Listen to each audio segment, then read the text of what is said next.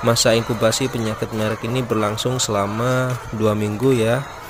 Infeksi ini berasal dari ekresi virus dari ayam yang terinfeksi akan muncul gejala klinis sekitar 3-6 minggu.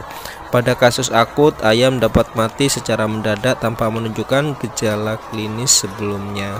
Gimana sih pengobatan ketika sudah terjadi atau terserang virus merek ini?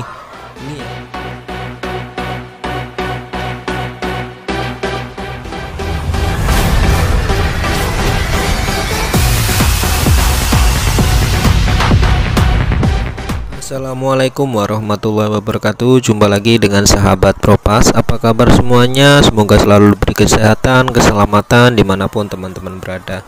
Di video kali ini aku membahas tentang merek Desyhase atau biasa disebut dengan kaki lumpuh. Merek Desyhase merupakan penyakit ayam yang sangat mudah sekali menular dan ditandai dengan adanya tumor pada saraf perifer serta tumor pada berbagai organ dalam, kulit, dan otot.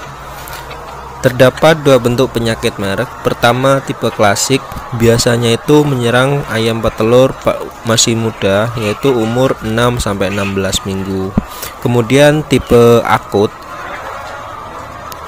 yaitu adanya tumor pada beberapa organ dalam yang biasanya terjadi di antara umur 16-35 minggu. Infeksi ini bersifat kronis, membutuhkan waktu minimal 4-6 minggu untuk pembentukan tumor. Kematian tinggi dapat terjadi akibat penyakit merek jika menyerang pada umur mendekati masa produksi. Sedangkan untuk gejala klinisnya sendiri, masa inkubasi penyakit merek ini berlangsung selama 2 minggu ya. Infeksi ini berasal dari ekresi virus dari ayam yang terinfeksi akan muncul gejala klinis sekitar 3-6 minggu. Pada kasus akut, ayam dapat mati secara mendadak tanpa menunjukkan gejala klinis sebelumnya. Pada ayam yang masih bertahan, ayam akan menunjukkan gejala depresi, lesu, kemudian ataksia, dan berlanjut dengan kelumpuhan pada alat gerak semisal pada kaki dan sayap, baik parsial salah satu maupun keduanya. Gejala lain itu biasanya ditandai dengan adanya susah bernafas serta leher menjadi terpelintir. Kelumpuhan pada alat gerak, kaki, dan sayap umumnya terjadi secara unilateral pada salah satu kaki atau sayap. Namun tidak menutup kemungkinan terjadi secara bilateral atau keduanya ya, seperti kaki dan sayap, baik kanan maupun kiri. Pada kasus akut sendiri ditandai dengan adanya tumor pada satu atau lebih organ dalam seperti hati, paru, jantung, ginjal, ovarium, dan usus. Untuk penularan penyakit sendiri, penyakit merek hanya ditularkan secara horizontal, tidak secara vertikal ya teman-teman. Penularan secara horizontal dapat terjadi secara langsung maupun tidak langsung. Penularan secara langsung sendiri berasal dari ayam yang terinfeksi langsung ke ayam yang masih sehat. Sumber penularan terpenting dari virus ini adalah folikel itu ya, kayak bulu-bulu kecil yang berterbangan itu yang di dalam kandang itu terbang bersama dengan debu maupun liter kandang. Herpes virus dapat terkandung di dalam kulit ayam selama 76 minggu. Karena daya tahan virus ini di dalam tubuh maupun di lingkungan kandang itu sangat tinggi, maka ayam sakit dan ayam yang sudah sembuh dari penyakit ini juga akan menjadi pembawa karir virus ini ke dalam kandang ya teman-teman. Nah, sedangkan bagaimana sih cara pengendalian dari penyakit atau virus herpes ini? Teman-teman, hal yang wajib teman-teman lakukan yaitu jika teman-teman mulai check-in dari DOC, usahakan tanyakan dulu kepada supplier. Itu yang pertama ya, usahakan tanyakan dulu kepada supplier atau penyedia perusahaan pembibit waktu teman-teman beli DOC. Ini sudah divaksin merek apa belum? Tanyain gitu aja, nggak apa-apa. Kemudian yang nomor 2, usahakan peternakan dikelola dengan baik agar terciptanya suasana nyaman bagi ayam dan ayam di dalam kandang tidak terlalu padat. Ventilasi kandang juga cukup, sedapat mungkin dilakukan secara sistem all in all out. Jadi maksudnya itu udara yang baru masuk ke dalam kandang itu langsung bisa keluar ke dari dalam kandang kayak gitu. Jadi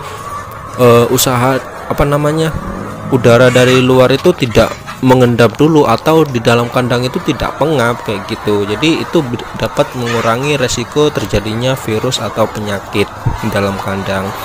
Yang nomor 3, waktu istirahat kandang itu memadai minimal 14 hari teman-teman. Itu setelah panen, teman-teman setelah disemprot atau dibersihkan itu istirahatkan kandang dulu selama 14 hari gitu.